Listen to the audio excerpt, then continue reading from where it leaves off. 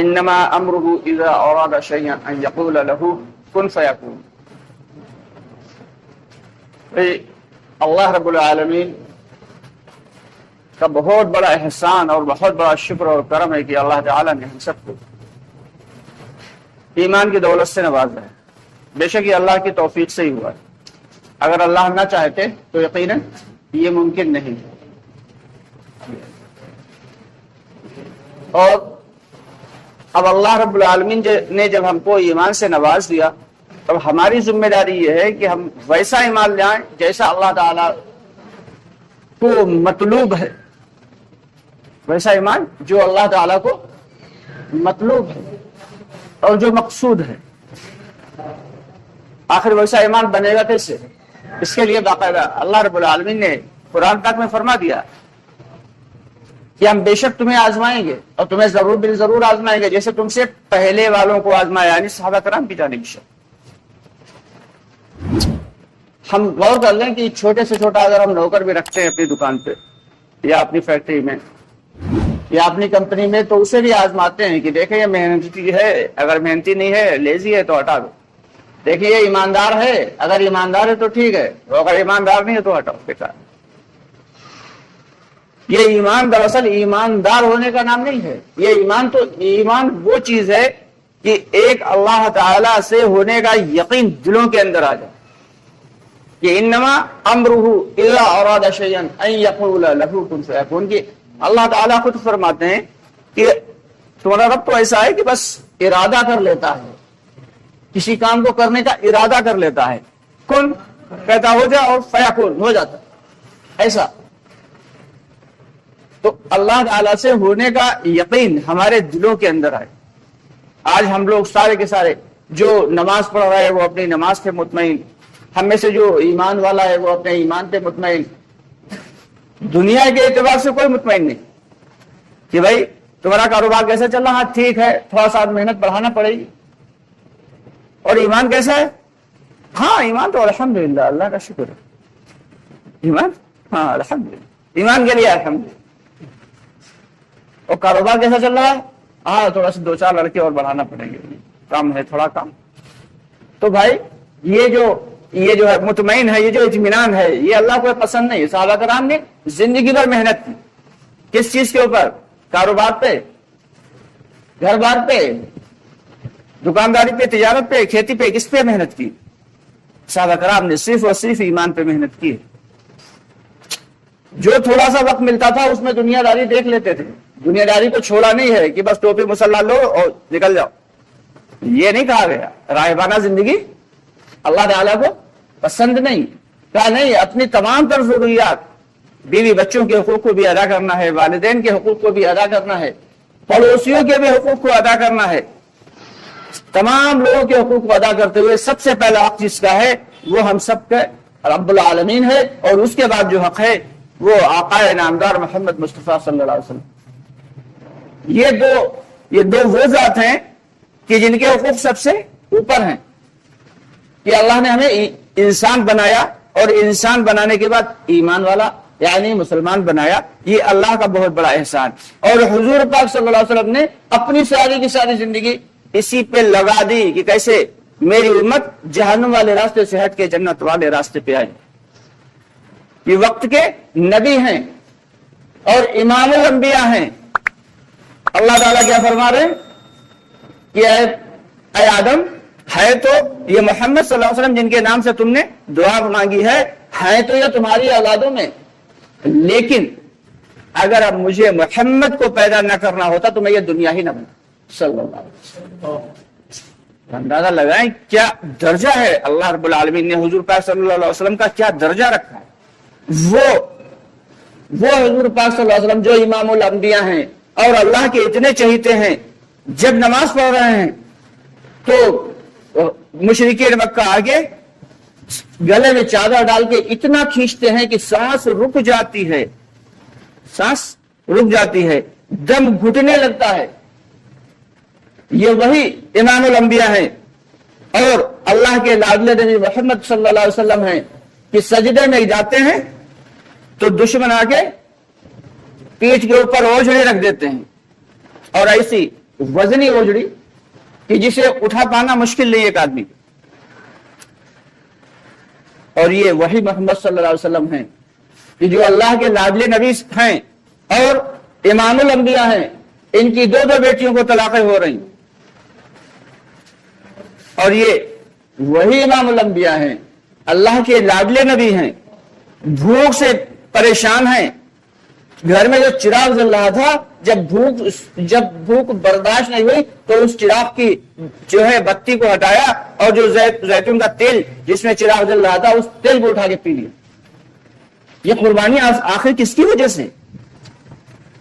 अल्लाह ताला ने कहा कि अगर आप चाहें तो ये जो पहाड़ हैं मक्का और मदीना के दरमियान, ये जो पहाड़ हैं इन्हें सोने और चांदी का बना दें, सोने और चांदी का बना दें। और सिर्फ ऐसे नहीं कि बना दें, जहां जहां आप चलें ये साथ में चलेंगे, साथ जितना चाहें आप इसमें से खर्च करें।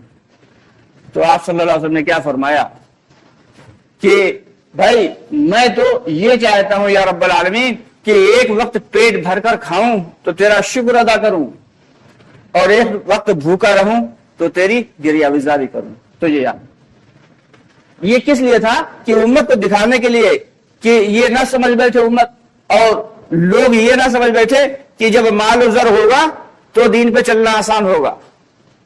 कहते हैं हमारे जिम्मेदार कहते नहीं कि साइकिल चलाने से भी ज्यादा आसान दीन पे चलना है। कि किसी के पैर ना हो तो वो साइकिल चला सकता नहीं, क्यों भाई? चला लेगा? नहीं चला पाएगा। हाथ ना हो तो साइकिल चलाएगा भाई हिस्सा में। लेकिन अगर हाथ नहीं है, पैर नहीं है, तब भी दीन पे चल सकता है।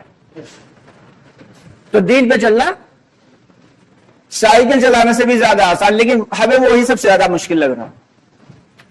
ये कुर्बानियां सहाबा कराम रज़ियल्लाहु ताला अन्हुम अजमईन ने दी तो ये ऐसे नहीं दी, बाकायदा इसकी उन्होंने मशक की थी, मेहनत की थी और कि अल्लाह से होने का यकीन दिलों में उतारा था। आज हम हर चीज के ऊपर मुतमईन हैं, लेकिन अफसोस की बात यह है कि दुनिया के ऊपर हम बिल्कुल मुतमईन नहीं। दुनिया हम बढ़ाते हुए चले जा रहे हैं। हाँ, दुनिया कोई बुरी चीज नहीं है, यही दुनिया अगर हम सही ढंग से इस्तेमाल करें, इसी दुनिया की चीज जो है, इसी दुनिया की नेमतों को अगर हम सही ढंग से इस्तेमाल करेंगे तो यकीनन ये दुनिया भी एक अच्छी चीज है। कि अल्लाह ताला ने जिसको माल दिया है वो इसलिए दिया है कि वो अपने पे भी खर्च करे, अपने पड़ोसियों पे भी खर्च करे। आज तो अल्लाह माफ करे, ऐसे ऐसे लोग हैं कि उनके घर में अगर कोई उनके पड़ोस में भूखा सो रहा है तो उन्हें कोई फिक्र नहीं, खुद आराम से बेहतरीन खाना खा रहे हैं, उनके पड़ोस में पड़ोसी उनका भूखा सो रहा है तो कोई फिक्र नहीं। ये सहाबा कराम का ये मामूल नहीं था। एक साहब ने दुकान खोली, एक साहबी की दुकान, और उनके पास एक कस्टमर आया माल खरीदने के लिए। सामने एक यहूदी था, उसकी दुकान थी। जब उस कस्टमर आया सामान लेने, कहा जाओ तुम सामने वाली दुकान पे ले लो। कहा क्योंकि आपके पास नहीं? कहा हाँ मेरे पास तो है, लेकिन अल्हम्दुलिल्लाह सुबह से मैं बैठा हूं तो मेरा खाने पीने भर का बीवी बच्चों के लिए सबका इंतजाम हो गया, लेकिन उसके पास अभी तक एक भी कस्टमर नहीं गया। कौन है वो? सामने यहूदी बैठा। जब तुम उसके पास से ले लो ताकि उसका भी कुछ नफा होगा। ये थे सहाबा कराम। एक सहाबी है, दीन पे चलने के लिए अल्लाह रब्बुल आलमीन ने उन्हें सलाहियतें दी थी। वो सारी सलाहियतें हम सब के अंदर भी मौजूद है, बशर्ते कि उसका सही इस्तेमाल करें। एक सहाबी है, उन्होंने दुकान खोली कपड़े की दुकान खोलने के बाद भाई ये किस्से कुछ ऐसे हैं कि कभी कभी तो ऐसा लगता है कि क्या वाकई ऐसा हुआ होगा, लेकिन ये हकीकत है, ये हो चुका है। एक सहाबी ने दुकान खोली कपड़े की, बेहिसाब चलने लगी, जबरदस्त चलने लगी, खूब लोग आके उसमें से सामान खरीदते, उनका खूब मुनाफा हो रहा, लेकिन वो मुतमईन नहीं बिल्कुल। एक दिन एक साहब आए, कहने लगे आपके यहां से ये हम कपड़े ले गए थे, कपड़ा, और इसके अंदर जो है अब इसकी मुझे जरूरत नहीं है, आप इसे रख लीजिए, इसके बदले में मुझे इसके पैसे वापस कर दीजिए। कहा हाँ आज सही आदमी आया है। सामान ले लिया, पैसे वापस किए, शटर बंद कर दिया, चले गए। लोगों ने पूछा अच्छी बड़ी चलती हुई दुकान आपने क्यों बंद कर दी? कहने लगे मैंने कोई दुकान दुनिया कमाने के लिए थोड़ी खोली थी। अल्लाह के नबी सल्लल्लाहु अलैहि वसल्लम ने फरमाया था कि जो शख्स कारोबार करे, तिजारत करे, कोई शख्स उसका सामान लेके बिका हुआ वापस आए और फिर कहे ये वापस कर लो, खुश दिली के साथ वो वापस कर ले, उसकी कीमत वापस कर दे, तो अल्लाह ताला उसे जन्नत में एक बेहतरीन घर अता फरमाएंगे। جنت میں ایک بہترین محل عطا فرمائیں گے. مجھے وہ محل بنوانا تھا اس لیے میں نے یہ دکان کھولی تھی. اب آج کل اگر کسی کے سامنے کہا جائے یار ایسا بھی کہ دکانوں پہ باقاعدہ اپنے ہی لوگوں کی دکانوں کے اوپر بورڈ لگے ہوتے ہیں چھوٹے چھوٹے سے پلیٹس لگی ہوتی بکا ہوا مال واپس نہیں ہوگا. تو کہاں گئے ہمارے وہ اخلاق اور ایمان کا ہم دعویٰ کرتے ہیں, جنت پانے کا دعویٰ کرتے ہیں. ایسے ملے گی جنت جب تک صحابہ کرام رضی اللہ تعالیٰ عنہ اجمعین کے بالکل طرز عمل پہ چلتے ہوئے, حضور پاک صلی اللہ علیہ وسلم کے طرز عمل پر چلتے ہوئے نہیں زندگی گزاریں گے. دوستو جنت جانا اتنا آسان بھی نہیں.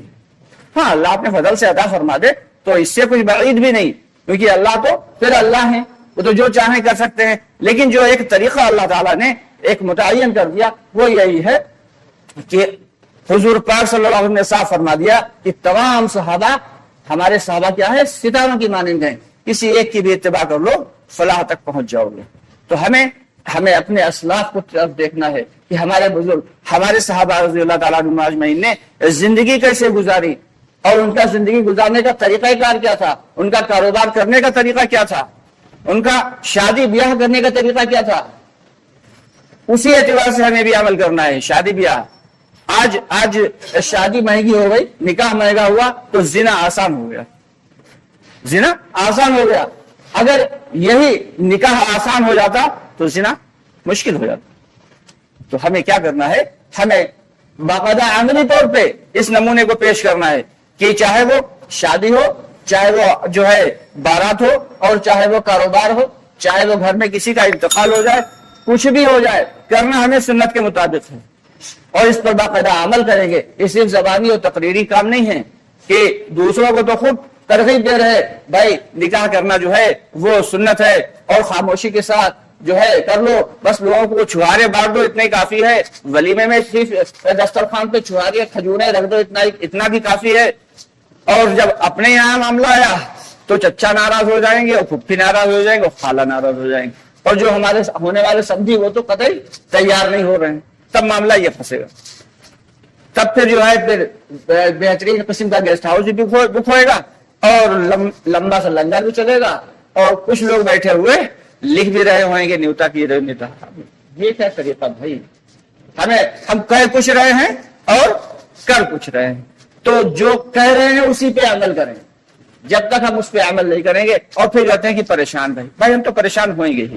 جب تک سنتوں کو مضبوطی کے ساتھ نہیں پکڑیں گے, جب تک سنتوں پر باقاعدگی سے عمل نہیں کریں گے, یقین کے ساتھ عمل نہیں کریں گے, تب تک کامیابی ناممکن ہے, ناممکن ہے, ناممکن. تو اس لیے سبھی لوگ ارادہ کریں کہ یہ تمام اعمال اپنی زندگی میں لانا ہے, اور اس زندگی میں لانے کے لیے اللہ کے راستے میں نکل کر دین کو سیکھنا ہے. کہ جب سیکھیں گے نہیں تو پتہ کیسے چلے گا, اور جب پتہ نہیں ہوگا تو عمل کیسے کریں گے سب لوگ انشاءاللہ. اور اس کے لیے بتائیں اللہ کے راستے